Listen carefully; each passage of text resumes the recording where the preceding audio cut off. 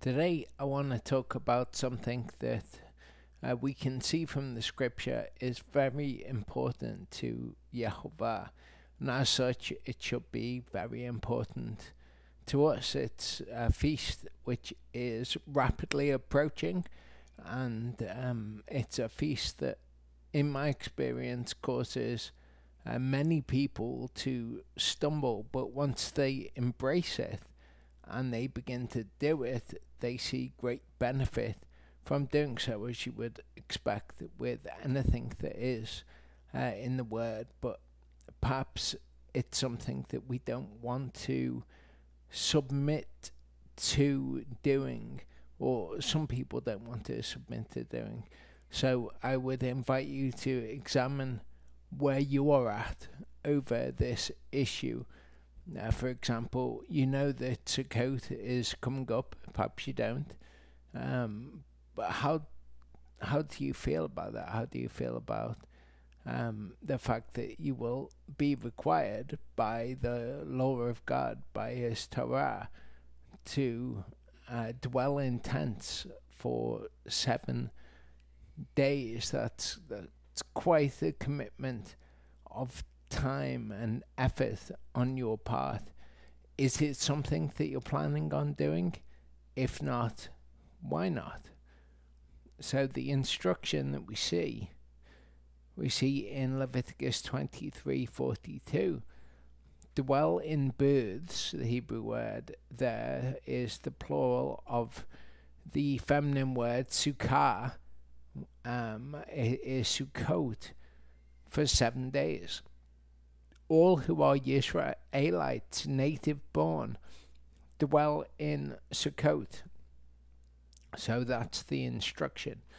A sukkah it's kind of like a temporary dwelling. The reason that we are to dwell in sukkah, or the plural Sukkot, for 7 days is to remember when the children of Israel came out of Egypt. This was obviously a significant event. It has significance to us in the picture that it gives us of us being freed from the world, being freed from sin. And as such, it seems like it is important to Yehovah. But how do you feel about the fact that that instruction is given, that 7 days you are to dwell in Sukkot? Maybe you feel rebellious about it at first, like, I'm not doing that. I'm not taking all of that time out of one of my weeks to do this. I just can't do that. Maybe that's how you feel, but maybe you should examine that in the light of what the Word says about examining your heart. We see in Zechariah 14:18-19, it says, and if the clan of Mitzrayim does not come up and enter, then there is no rain. On them is the plague with which Yehovah plagues the nations who do not come up to celebrate the festival of Sukkot. This is the punishment of Egypt and the punishment of all the nations that do not come up to celebrate the festival of Sukkot. And this is during the kingdom. And it's not simply the children of Israel who are required to do this, but also the nations. Again, this is something which is highly consequential to Yehovah. We go back to Leviticus 23. We see that the instruction there says, it says there, all who are Israelites, native born. And this is often something that people will focus on. They'll say, well, we're not native born Israelites. But we see from Zechariah that Yehovah is actually concerned with the nations also doing Sukkot. We'll look at whether or not we are native born Israelites in this video, but even if we weren't, which we are, even if we weren't, Yahovah is concerned with the nations also coming up to celebrate Sukkot. So it is something that's important to him. It should be important to us. If it's not important to us, we have to ask ourselves, why is that? And what does that say about me and about my dedication to the Word, about my dedication to Yahovah? What is more important, the things which take place in the world or the things of Yahovah? We don't want to be one of those mentioned in the parable of the sower who first receives the Word with joy, but they do not have any depth of root in them. We don't want to be one of those people, because we are not one of Yahovah's people if we respond to his word in that way. In Nehemiah 8:14-17 it says, "And they found written in the Torah," this is when Judah, or part of Judah, came back from their captivity in Babylon, they found written in the Torah, which Yahovah had commanded by Moshe, that the children of Israel should dwell in Sukkot in the festival of the 7th Chodesh. Remember that Sukkot is the festival of the 7th Chodesh. And that they should announce and proclaim in all their cities and in Jerusalem, saying, "Go out to the mountain and bring olive branches, branches of oil trees, and myrtle branches, and palm branches, branches of leafy trees, to make Sukkot, as it is written." So the people went out and brought them, and made themselves Sukkot, each one on the roof of his house, and in their courtyards, and in the courtyards of the house of Elohim, and in the open space of the water gate, and in the open space of the gate of Ephraim. Now, during Sukkot, we have an Atzarah on the 8th day, which is a mandated gathering. So I would say that you need to gather with people at least on the 8th day, which is the Atzarah. But the bare minimum that you should be doing is creating for yourselves Sukkot in your own houses and dwelling in the Sukkot that you construct. Now, if you can't make it to a gathering, if you can't make it to where people are camping for the 7 days, then at least prepare a sukkah in your house to dwell in to fulfill the command. Verse 17 says, "And the entire assembly of those who had come back from the captivity made Sukkot and sat under the Sukkot, for since the days of Yeshua, son of Nun," that is Joshua, son of Nun, referred to here as Yeshua, until that day, the children of Israel had not done so. And there was very great rejoicing. So it's quite a statement that since the days of Joshua, the children of Israel had not done Sukkot. And we are in a similar position now, where we have come back to find the Torah and what the Torah instructs of us. And our reaction will hopefully be similar to this, that we do these things with great joy, knowing that they have been neglected by Yahovah's people for so long.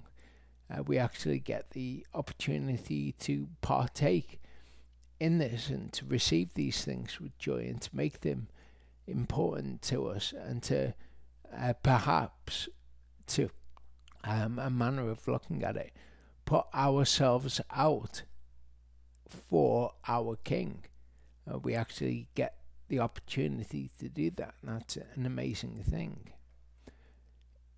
In 1 Kings 12, we see Yerovam who is Jeroboam, we might know as him of. Now the kingdom shall return to the house of David. This is what he said in his heart. If these people go up to do sacrifices in the house of Yehovah at Jerusalem, which is what is commanded, then the heart of this people shall turn back to their master Rehoboam, or Rehoboam, king of Yehudah, and they shall slay me and go back to Rehoboam, king of Yehudah. So it was something he said in his heart, that if the people were to do the Torah as it is commanded, it would be bad for him. So the king took counsel and made 2 calves of gold and said to the people, "It is too much for you to go up to Jerusalem. See your gods, O Israel, which brought you up from the land of Mitzrayim." So he says to them, look, this is a big hassle for you to go up to Jerusalem to make these offerings. How about you just do it this easy way that I've devised? And he set up one in Bethel and the other he put in Dan. And this matter became a sin, for the people went before the one as far as Dan. And he made the house of high places, made priests from all sorts of people who were not of the sons of Levi. So the priests, according to the Torah, needed to be sons of Aharon, who was, of course, a Levite. You should be careful not to confuse priests and Levites. The Levites were a family from whom the priests were all chosen. So all the priests would be Levites, but not all the Levites would be priests. And Yerovam performed a festival on the 15th day of the 8th Chodesh instead of the 15th day of the 7th Chodesh, which is Sukkot, like the festival that was in Yehudah. So it was very similar to what they were doing in Judah. And he offered on the altar, so he did a Bethel, sacrificed to the calves they had made, and at Bethel he appointed the priests of the high places which he had made, which again were not priests according to the Torah.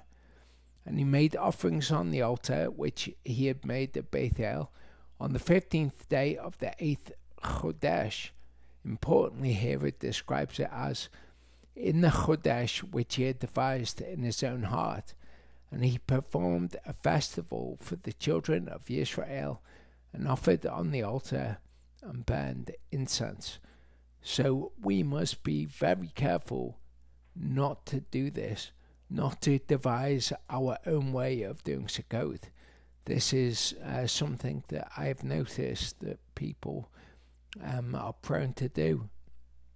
What they do instead of doing Sukkot as it is commanded, maybe they'll do it for 3 days over a weekend. Maybe they'll do it at another time of year to when it is commanded.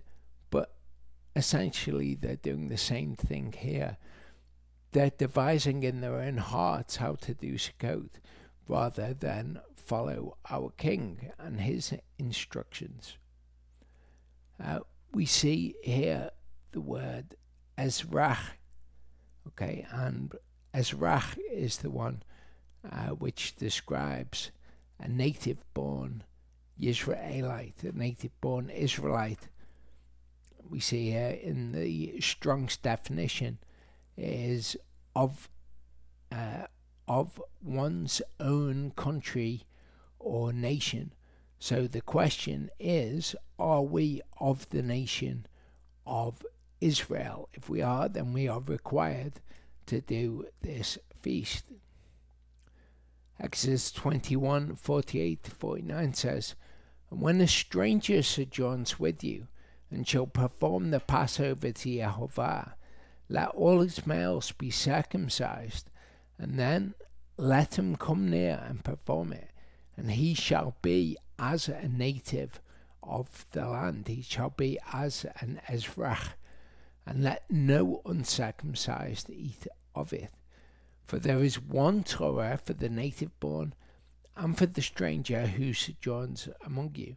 So whether you want to look at yourself as a native born Israelite, and I will show you why we are native born Israelites, or whether you want to think of yourself as a stranger who sojourns among the native born Israelites, you are required to do the Feast of Sukkot. Ephesians 2:12-13 says, and at that time you were without Messiah, excluded from the citizenship of Israel, and strangers from the covenants of promise.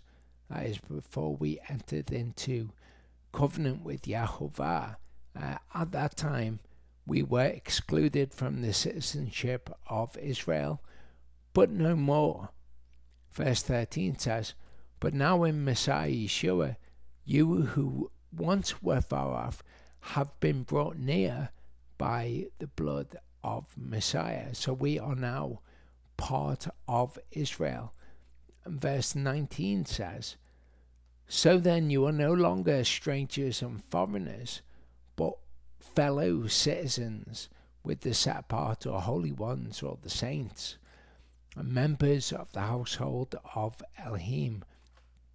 So we are no longer strangers who are dwelling in the midst of Israel. Now we are actually fellow citizens in Israel. But even if we were strangers and foreigners dwelling in their midst, the same Torah would apply to us. 1 Peter 1:22-25 says, now that you've cleansed your lives in obeying the truth, or your souls, your sucha,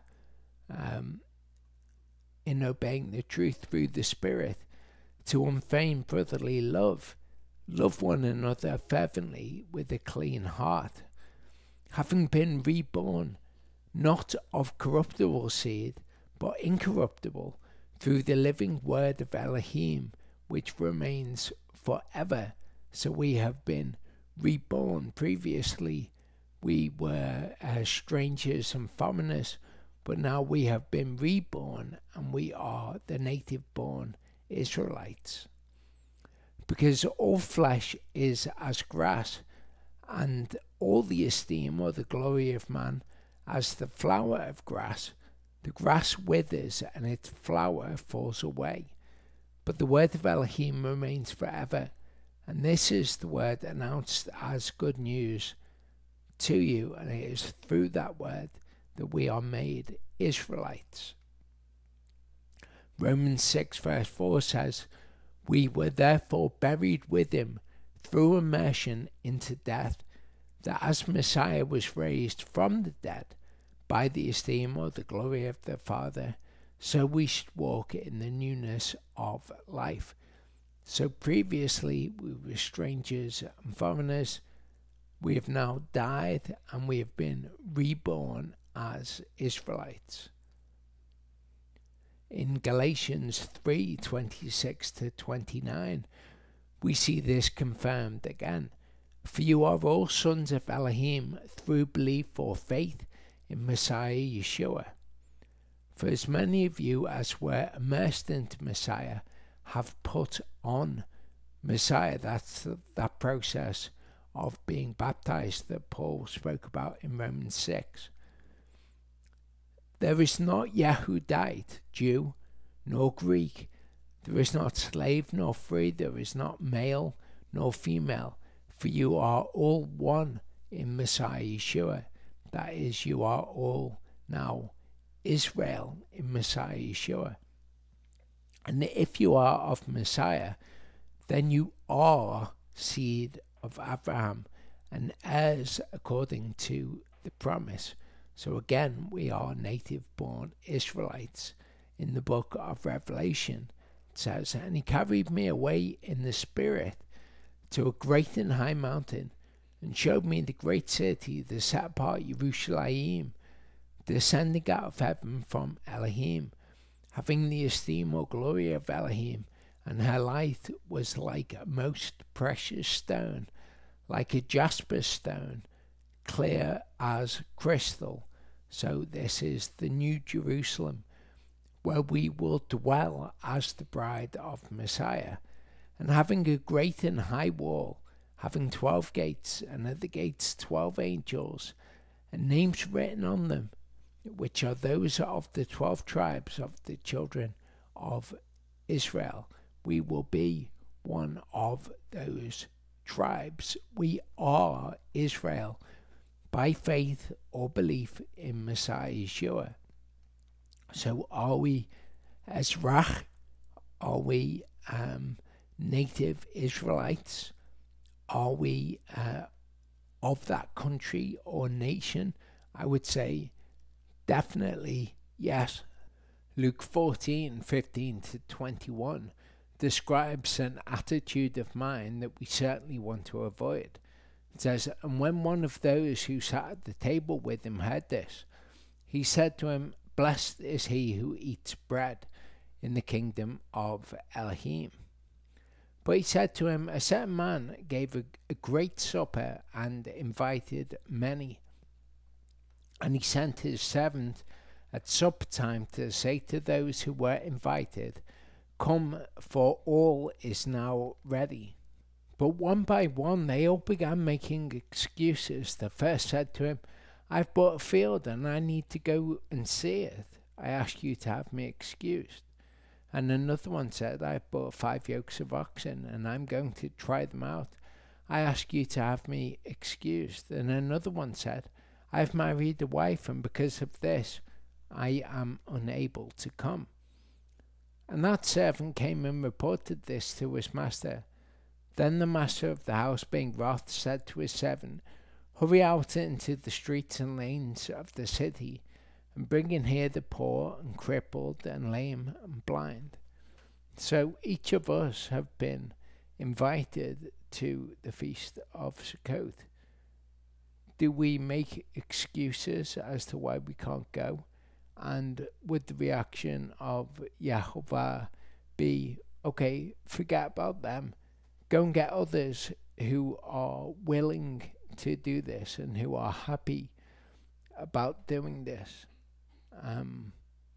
You should examine your heart and see whether or not it is in your heart to make excuses as to why you can't do Sukkot, or whether or not it's in your heart to rejoice at the invitation from your king to come and partake.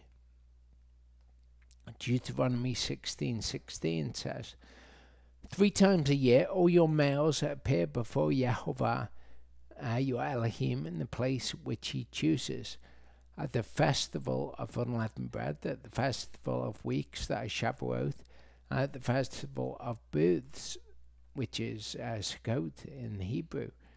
And none should appear before Yahovah empty-handed. Forgetting the not appearing empty-handed for a moment, we can see that 3 times a year we are to appear before Yahovah in the place which he chooses. So what is the place that he chooses? In Deuteronomy 16:5-6, it says, You are not allowed to sacrifice the Passover within any of your gates, which Yahovah your Elohim gives you. But at the place where Yahovah your Elohim chooses what? To make his name dwell. There you slaughter the Passover, or sacrifice the Passover in the evening, at the going down of the sun, at the appointed time you came out of Mitzrayim. We know this place to be Jerusalem. In 2 Kings 23, verse 27 says, And Yahovah said, Even Judah I removed from my presence, as I removed Israel, and I have rejected the city Jerusalem, which I have chosen, and the house of which I said, my name is there. So Jerusalem is where he chose to make his name dwell, to dwell in his earthly temple. In Zechariah 2:10-13 it says, sing and rejoice, O daughter of Zion, for look, I'm coming, and I have dwelt in your midst, declares Yahovah, speaking again of his temple where he came and he dwelt. Many Gentiles have been joined to Yahovah in that day, and they have become my people, and I have dwelt in your midst, and you shall know that Yahovah Sabaoth has sent me to you. And Yahovah shall inherit Judah, his portion in the set-apart land, or the Holy Land, and he shall again choose Jerusalem. So right now, he has rejected Judah and Jerusalem at the time that we are currently living, but he shall again choose Jerusalem. So we can ask ourselves, where does he make his name dwell now? Hush all flesh before Yahovah, for he has roused himself out of his set apart or holy dwelling. And we know that his set apart holy dwelling on the earth is patterned after the one in heaven. But we also know that there is a third dwelling place.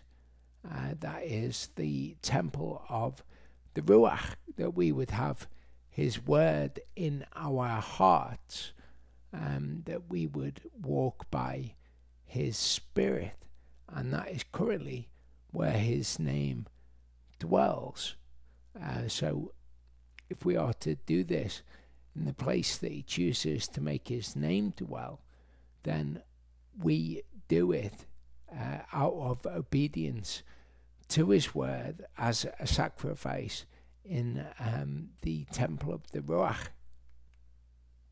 In John 14:23 says, Yeshua answered him, if anyone loves me, he shall guard my word, and my Father shall love him, and we shall come to him and make our abode with him in our hearts as the temple of the Ruach. That's where he currently dwells, because we do not have a temple on the earth. Of course, he also dwells in heaven, but we're not going to go to heaven to do Sukkot.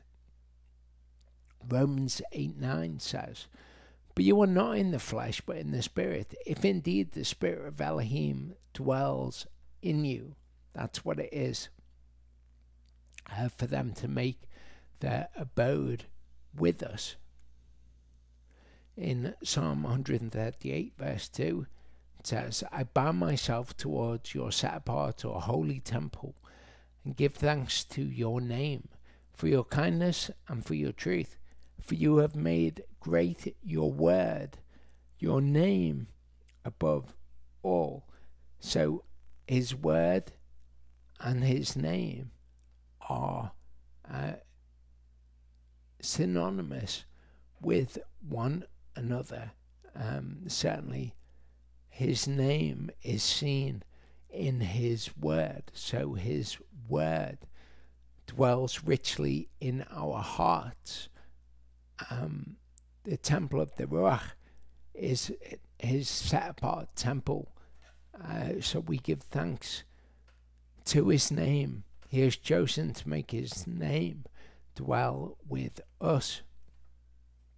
Colossians 3:16 says, let the word of Messiah dwell in you, let his name dwell in you, richly teaching and admonishing one another in all wisdom, singing with pleasure in your hearts to the Master in psalms and songs of praise and spiritual songs. This is the attitude of mind that we should have towards Sukkot. Ephesians 3:17 says that the Messiah might dwell in your hearts through belief. The Messiah is the Word made flesh, that his word, that his name should dwell in our hearts through belief. Leviticus 23:43 says, so that your generations know that I made the children of Israel dwell in Sukkot when I brought them out of the land of Mitzrayim. This is the reason that Yahovah gives us for us actually doing Sukkot, and that should be important to us as it is important to him. The word of Elohim examines our hearts. What your reaction is to this command directly shows Yahovah where you are. It is a testing of your belief. Of course, Hebrews 4:12-13 says, the word of Elohim is living and working and sharper than any two-edged sword, cutting through even to the dividing of soul and spirit, and of joints and of marrow, and able to judge the thoughts and intentions of the heart. The word does this. It shows your thoughts and intentions to Yahovah and also to yourself. You know where you stand before Elohim based on your reaction to the word. And there is no creature hidden from his sight, but all are naked and laid bare before the eyes of him with whom is our account. And we would do well to remember that. Yahovah sees our hearts, and the last thing that we want him to see as a reaction to his word is that actually we fail the test, that we do not have belief or faith in him and his word, and we would rather be like Esau and choose the bowl of pottage, choose our own comfort and lose the birthright as a result. So I hope that you're able to see where you are at in your own response to this, and that this can be an encouragement for you to honor the feast of Sukkot. Either find people who are doing it, or at the very least do it in your own heart, your own house, your own heart, but your own house, and honor your King, and do so with rejoicing rather than with stubbornness at having been asked to do something that you wouldn't have normally been doing. Yahovah willing, I'll see you next week.